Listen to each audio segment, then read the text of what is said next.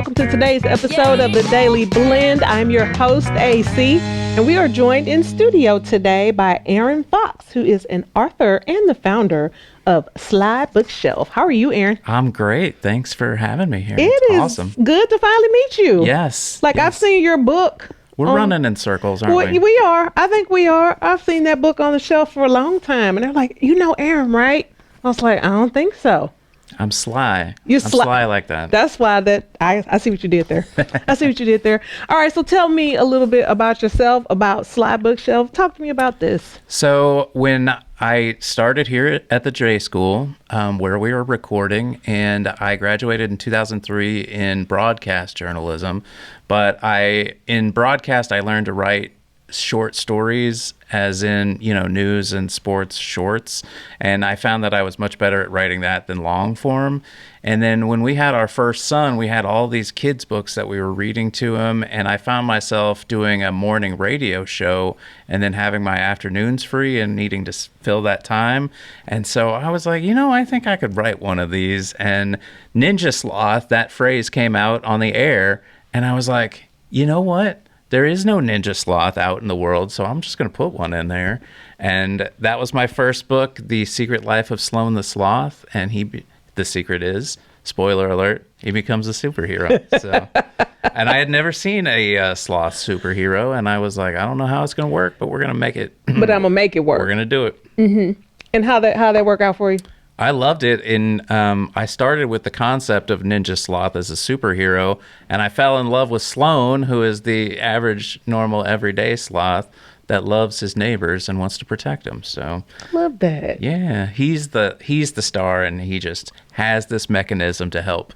And so the theme basically is even the most ordinary people can become extraordinary. Love that. So it's a great message for kids. That's right. It is. It is a great message for kids. Now, is this your next one? Yeah. So the Truman book, How Truman Found His Roar, was the one I wrote after that, because the first time I just wanted to see, if it was possible for me to do it. I self-published.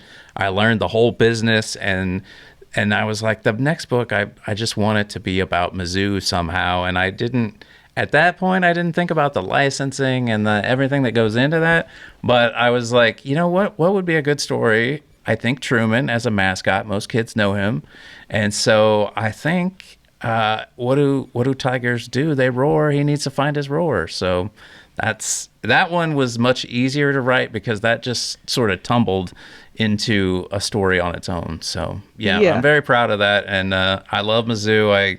I grew up here and in mid-Missouri, and I went to Mizzou. So that one's the most personal to me, for sure. It's the most personal, and you learned a lot about the licensing and that whole piece of it. I did. I actually found a company called Mascot Books that had licensing for a lot of different colleges, and I had the book printed through them. They're sort of a hybrid, which they do. They just help you through the steps if you need it.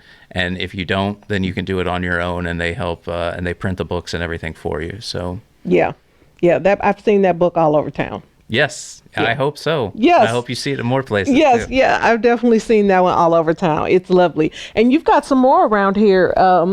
You've got some. These are custom dice sets. There's a company called Just Dice. It's a family, and they live in Montgomery County, and they make these custom dice sets. Oh, there's dice back there. I know, and the padding is really soft in there, so it's quiet when you roll the dice, and it's travel. You can take it with you. And so I gave them my books, and they sort of created this.